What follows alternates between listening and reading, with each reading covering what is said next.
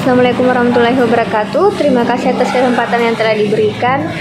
Perkenalkan, saya Nikita Ramadhani Akbar, NIM 192104-2018. Di sini akan memenuhi tugas aspek hukum jasa konstruksi saya, di mana saya akan memaparkan contoh kasus pemberantasan korupsi pada bidang jasa konstruksi.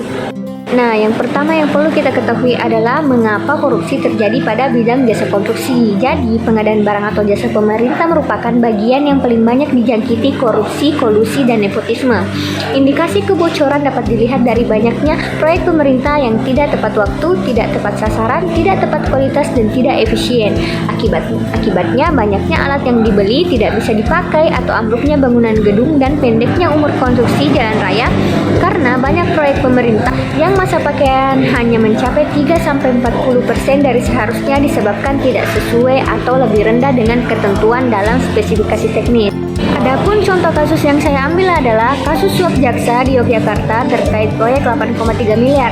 Jadi, Komisi Pemberantasan Korupsi menangkap 5 orang dalam operasi tangkap tangan terkait kasus dugaan suap yang melibatkan jaksa Kejaksaan Negeri Kejari atau Yogyakarta.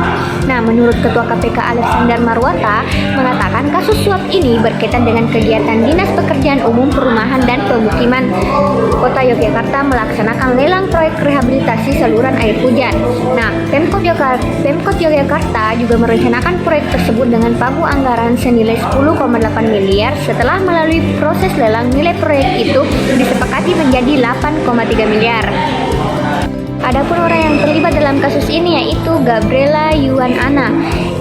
Dia itu seorang direktur utama PT Manira Arta Tama Mandiri. Yang kedua, Eka Safitra selaku Jaksa Kejari Yogyakarta. Yang ketiga, Satriawan Sulaksono selaku Jaksa Kejari Surakarta. Pemaparan selanjutnya yaitu kisaran kerugian negara. Jadi, Pemkot Yogyakarta merencanakan proyek tersebut dengan pagu anggaran senilai 10,8 miliar. Setelah melalui proses lelang, nilai proyek itu disepakati menjadi 8,3 miliar. Dalam pembahasan itu, Eka Safitra diduga meminta komitmen fee sebesar 5% kepada Eka.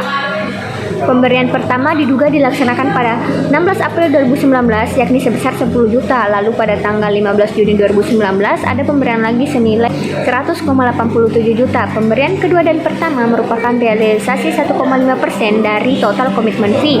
Pemberian ketiga terjadi pada Agustus 19 Agustus 2019 atau saat KPK melaksanakan OTT.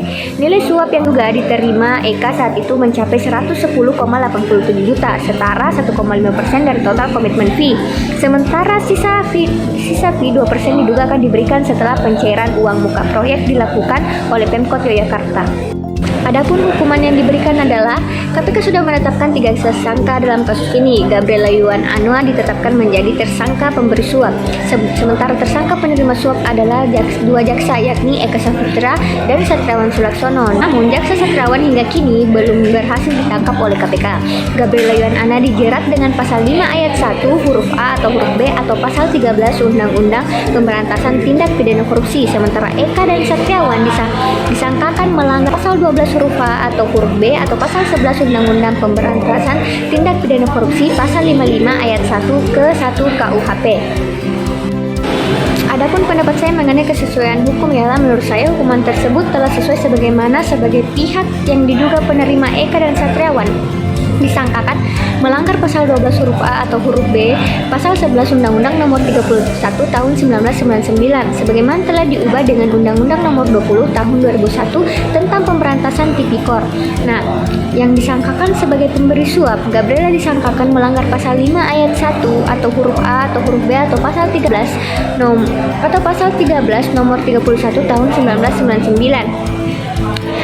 Namun, adapun pendapat saya mengenai hukuman yang layak diberikan adalah semua pejabat yang terlibat diberi hukuman yang bukan hanya sekedar dipenjara dan didenda, namun yang bisa memberi efek jerah, yaitu semua yang terlibat tidak berhak untuk bekerja kembali di instansi yang sama atau bekerja di instansi lain.